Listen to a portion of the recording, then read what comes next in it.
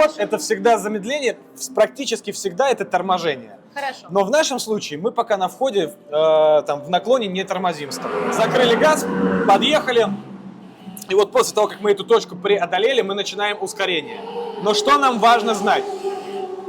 На выходе наша траектория движения всегда должна стремиться к прямой линии.